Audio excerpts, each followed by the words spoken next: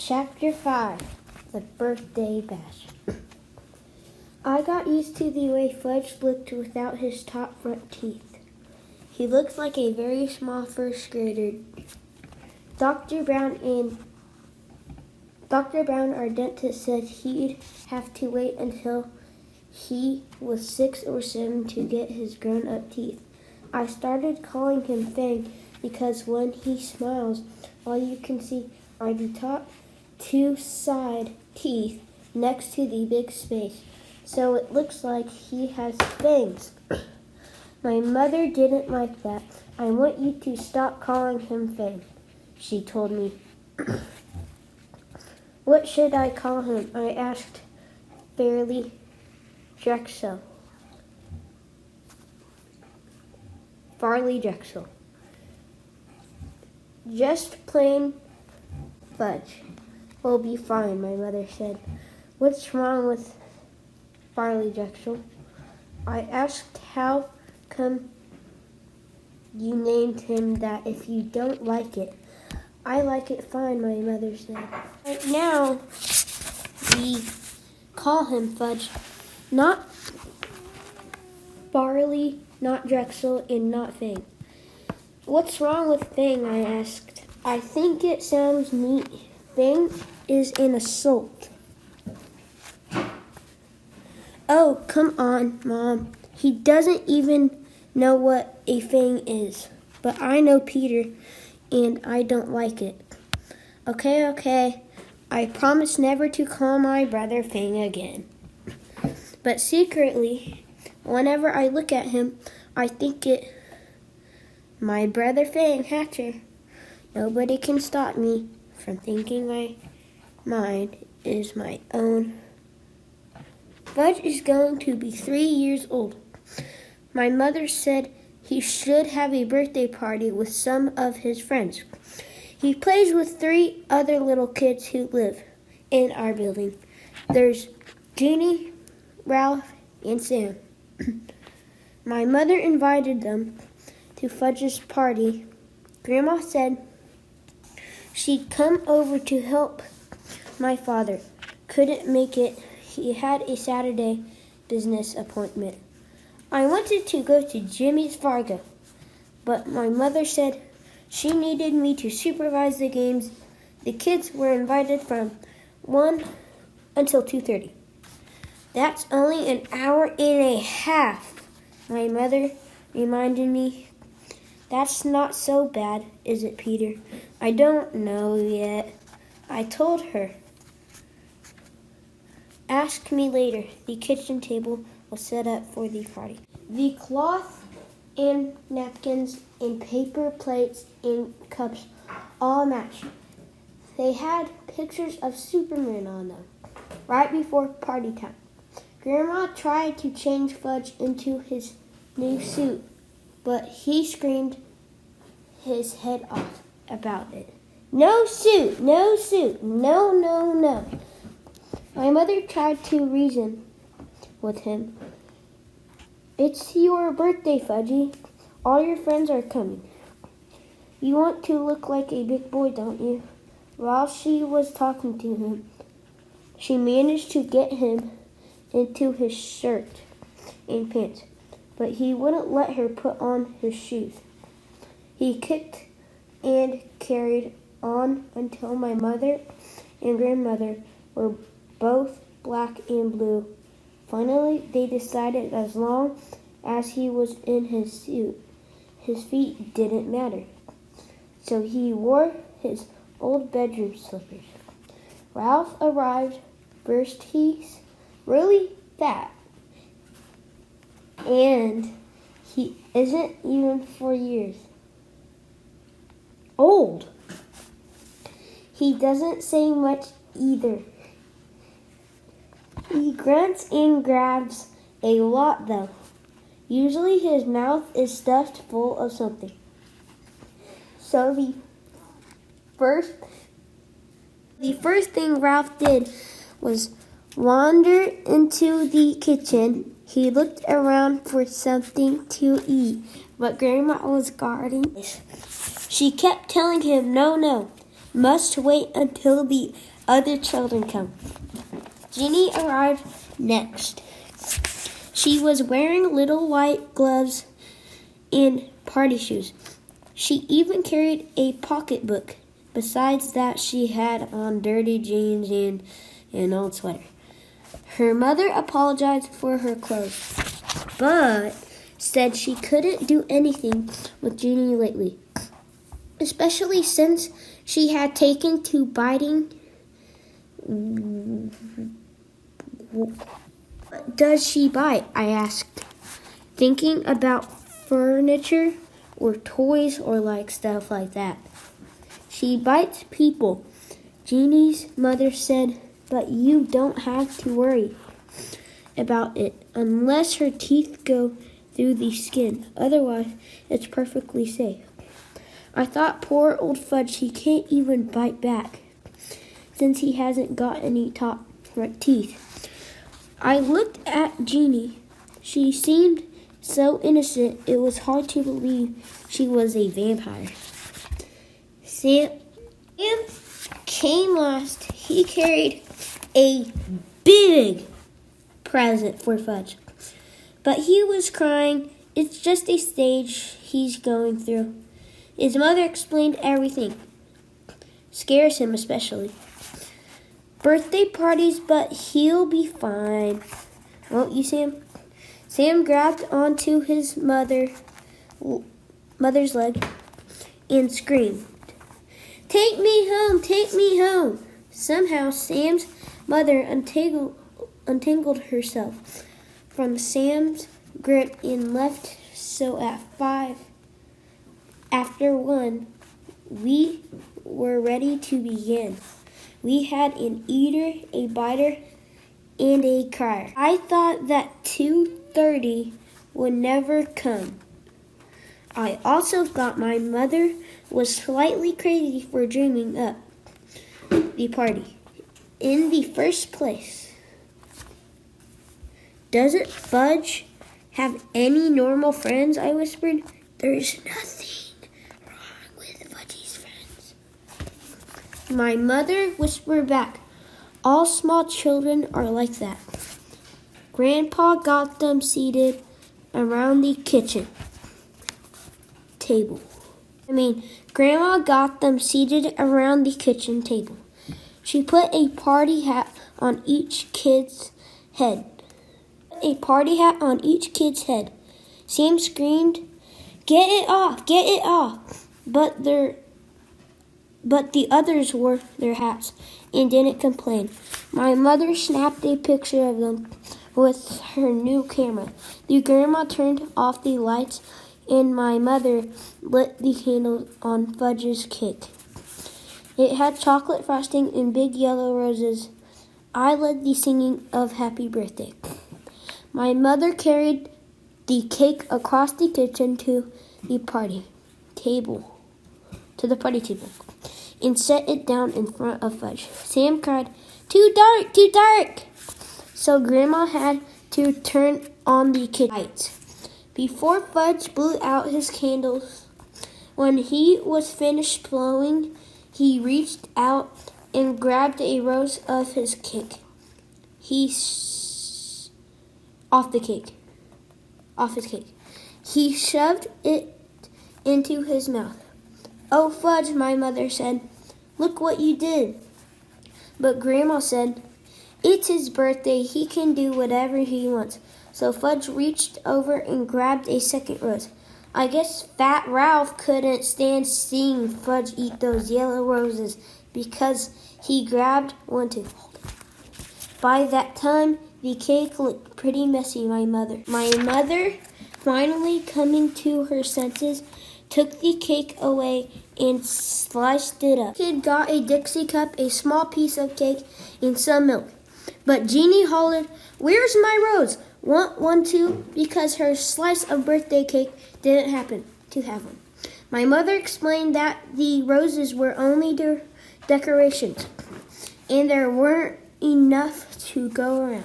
Jeannie seemed to accept that, but when Grandma stood over her to help open her Dixie Jeannie bit her on the hand. She bit me, Grandma cried. Did it break the skin? My mother asked. No, I don't think so. Grandma said, checking good. Then it's nothing to worry about, my mother told her. Grandma went into the bathroom to put some medicine on it away. Anyway, she wasn't taking any chances. Ralph was the first one to finish his food. More, he sang, holding up his empty plate. I don't think you should give him any more, I whispered to my mother. Look how fat he is now. Oh, Peter, this is a party. Let him eat whatever he wants. Okay, I said. Why should I care how fat he gets? My mother served Ralph a second piece of cake. He threw up right after he finished it. Me and my grandma took the kids into the living room while my mother cleaned up the mess.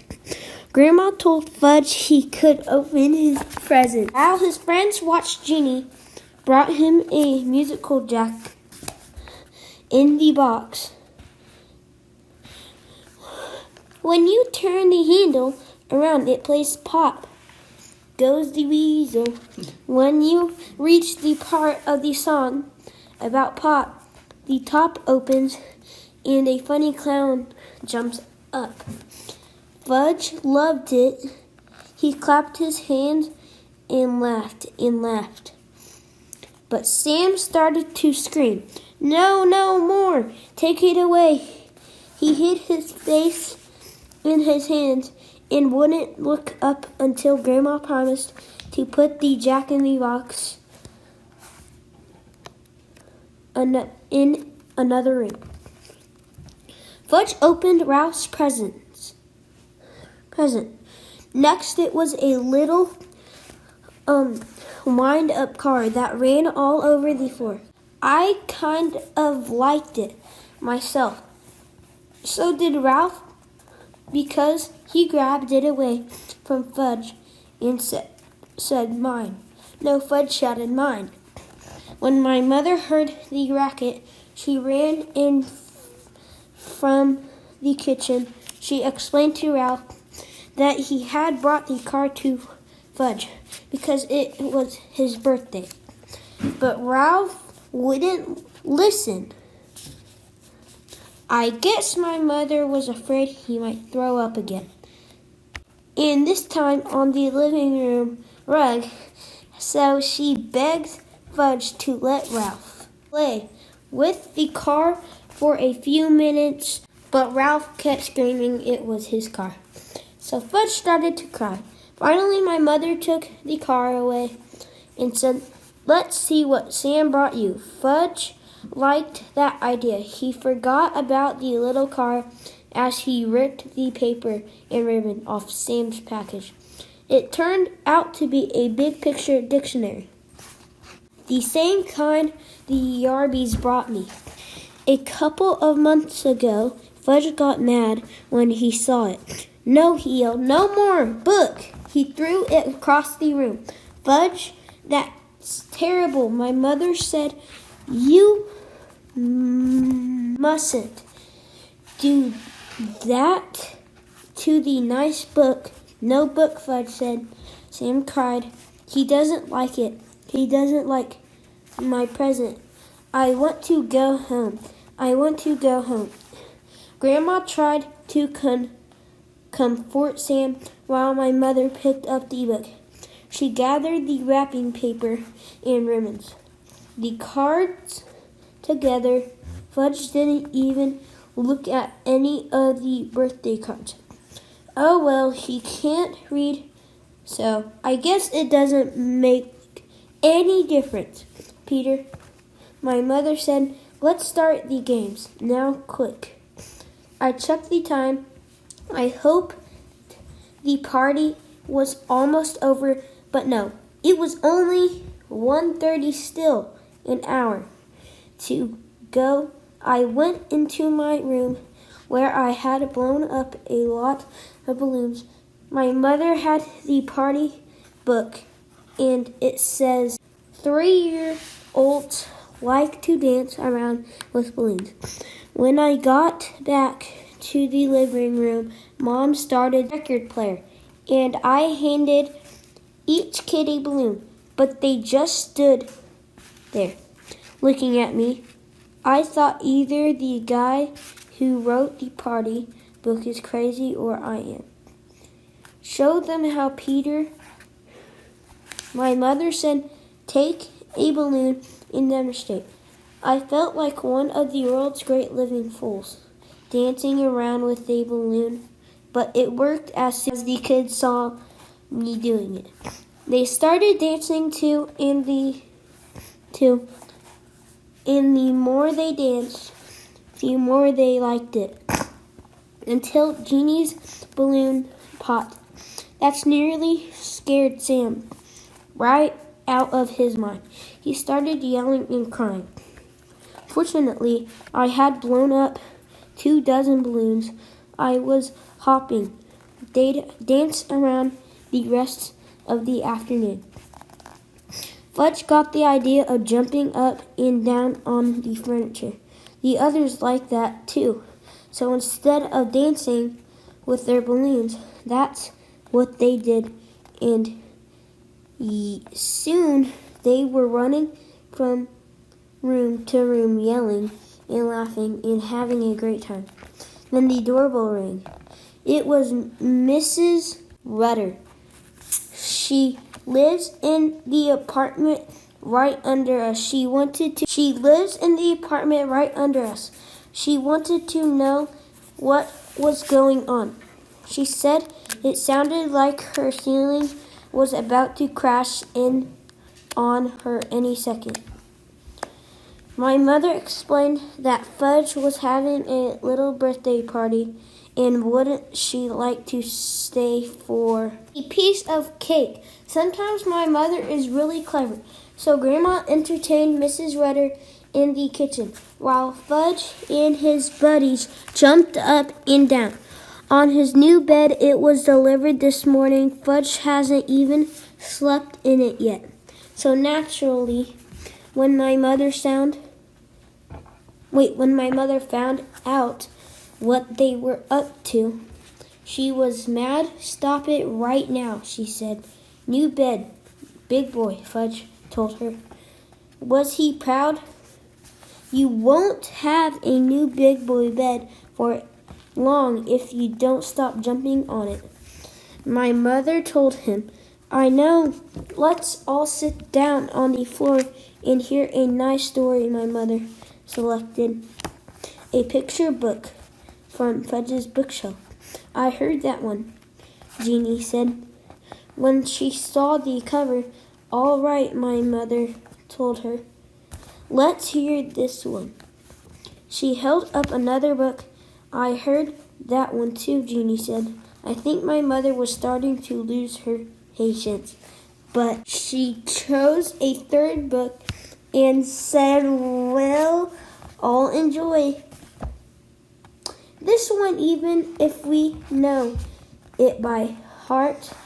And if we do know it by heart, well, we can say together. That's just what Jenny did. And when my mother skipped a page by mistake, Jenny was right there to remind her. If you ask me, my mother felt like biting Jenny by that time. When the story was over, it was 2:00 and Ralph was sound asleep on the floor. My mother told me to put him up on Fudge's new bed while she took the rest of the children back to the living room. I tried and tried, but I couldn't lift Ralph. He must weigh a ton, so I left him sleeping on Fudge's floor and closed the door.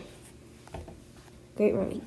So he wouldn't hear any noise on my way back to the living room. I wished the others would fall asleep too. Peter, my mother suggested, why don't you show them Dribble, your turtle? Mom, Dribble's my pet. You don't go around using a pet to entertain a bunch of little kids. Didn't my mother know that? Please, Peter, my mother said.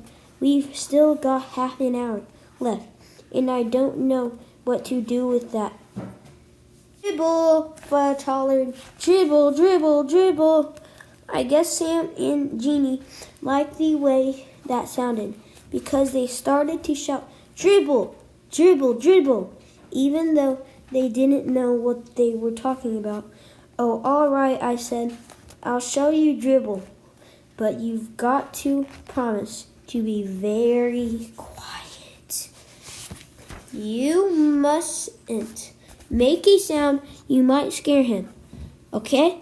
They all said, okay. My mother went into the kitchen to chat with Grandma and Mrs. Rudder. I went into my room and came back carrying in his bowl. I put my finger over my lips to remind Fudge and his friends to be quiet. It worked at first. Nobody said a word. I put Dribble down on a table. Fudge and Sam and Jeannie stood over his bowl. Oh, turtle, Jeannie said. Yes, Dribble's a turtle. My turtle, I said in a soft voice. See, Fudge whispered. They can all see. I told Fudge, nice turtle, Sam said.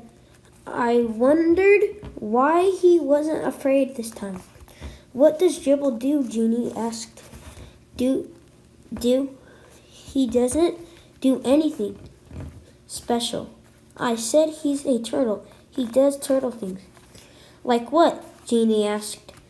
What was with this kid anyway? Well, I said he swims around a little and he sleeps on his rock and he eats. Does he make? Jeannie asked. Make, I said, make a tinkle. Oh, that, well, sure, I guess so. Jeannie laughed. So did Sam. And Fudge, I make tinkles too. Want to see Jeannie asked. No, I said. See, Fudge laughed, pointing at Jeannie. Jeannie had a big smile on her face. Next thing I knew, there was a puddle on the rug. Mom! I hollered, come quick. My mother dashed in from the kitchen. What, Peter? What is it? Just look at what Jeannie did. I said, what is that? My mother asked. The puddle made on the floor. I said, and on purpose. Oh, Jeannie, my mother cried. You didn't. Did too, Jeannie said. That was very naughty, my mother told her. You come with me. She scooped up Jeannie and carried her into the bathroom. After that, Mom mopped up the puddle. Finally, the doorbell rang. It was 2:30. The party was over. I could hardly believe it. I was beginning to think it would never end. First, Ralph's mother came. She had to wake him up to get him out of the apartment. I guess even she couldn't carry him.